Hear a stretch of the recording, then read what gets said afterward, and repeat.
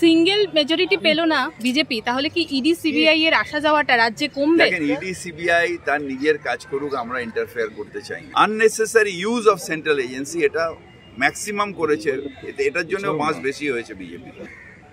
কিন্তু political use of central agency এটার বিরুদ্ধে আমরা। Political use of central agency কেন কেন যার বাড়িতে ইডি যাচ্ছে, সিবিআই যাচ্ছে, পরের দিন সে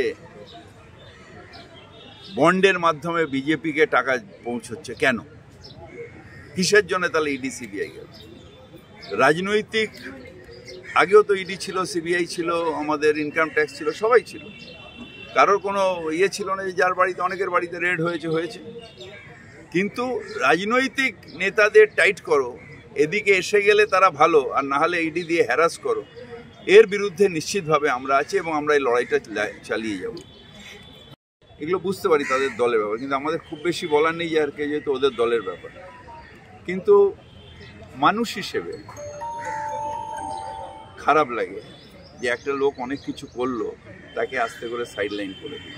বলছে বিজেপি নাকি 5 বছর পিছিয়ে যাচ্ছে, দিলীপ ঘোষ নিজে বলেছে। এখন যা হলো, কালকের রেজাল্টের পরে বিজেপি 50 বছর পিছিয়ে গেছে, 5 বছর 50 বছর। নাইডু নীতিশকে বিশ্বাস করা উচিত নয়, এটা দিলীপ ঘোষ বলছেন।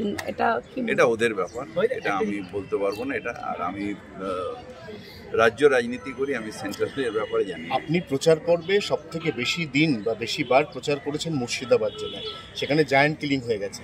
দুটো অপ্রত্যাশিত ফলাফল।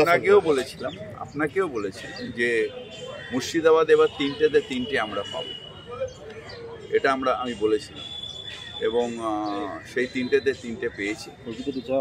তার কারণ হচ্ছে যে অধীর বাবুর সাথে সিপিএম এর যে হবনবিং, এটা মুর্শিদাবাদের যারা কংগ্রেস কর্মী তারা ভালো চোখে নেয়নি।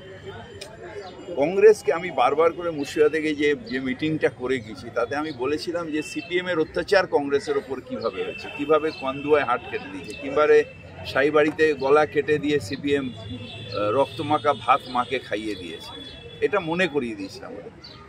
সেটা সাকসেস হয়েছে যে কোনো কংগ্রেস এটা মানতে পারিনি যে অধীরবাবুর জন্য আমরা সিপিএম এর সাথে হাত মেলাবো, এটা কোনো কংগ্রেস কর্মী মানতে পারেনি, সারা বাংলায় মানতে পারেনি। তাই যে কংগ্রেসের এই অবস্থা। অনেক কটা জায়গায় ভোট পরবর্তী জায়গা দেখা যাচ্ছে বিপক্ষের বিরুদ্ধে অভিযোগ হচ্ছে মারধর, হিংসা হচ্ছে, হিংসা তৈরি হচ্ছে, সন্দেশখালী, ভাঙড়। আমার মনে হয় না যে কোথাও হয়।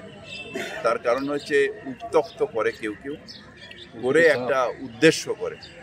বাংলায় ভোট দিয়ে দিয়েছে তৃণমূলকে, এখন আর কারোর কিছু পাবার নেই, কিছু দেবার নেই। এখন হচ্ছে যে আমার ইন্ডিভিজুয়াল রাগ হলো, আমি কি আরেকটা জায়গায় গালাগালি করলাম, সেইখান দিয়ে একটা উত্তপ্ত হচ্ছে। এটা আমি বলবো পুলিশ প্রশাসনকেও যে একটু শক্ত হাতে এবার দেখতে।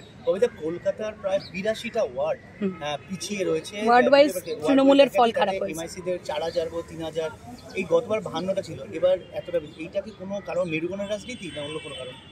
এটার রাজনীতির কারণ হচ্ছে যে আমাদের কলকাতায়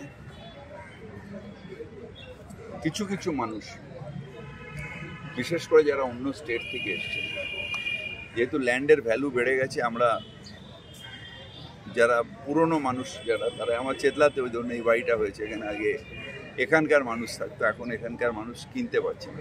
এই বাড়ির মালিকেরা সব চলে গেছে বেহালা, কেউ এদিকে চলে গেছে।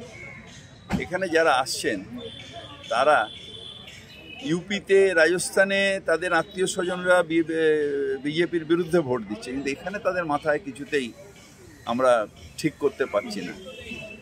আমি এটা চেষ্টা করে যাব। তার বেশিরভাগই আবার যদি সেন্ট্রাল গভর্নমেন্টের হয়, তখন একটা অ্যাফ্লুয়েন্ট সোসাইটি, তারা ভাবে বোধহয় যে সেন্ট্রাল গভর্নমেন্টে মোদি থাকলে শেয়ার ভ্যালু বাড়বে, তাই তারা আবার সেখানে ভোট দিয়ে দেয় মোদি সাহেব। এই জন্য আলিপুরে একটা বড় অঞ্চলে আমরা হারি। আপনি বলছেন এই 74 ওয়ার্ডের ও দাঁড়িয়ে আছে, এটা ওর দোষ। শেয়ার ভ্যালুর খেলায় তারা ভোটিং করে, তারা ভোটিং দেশের জন্য করে না, তারা ভোটিং ইয়ের জন্য করে না। কালকে নিফটি পড়ে গেল এতটা, তাদের মাথায় হাত।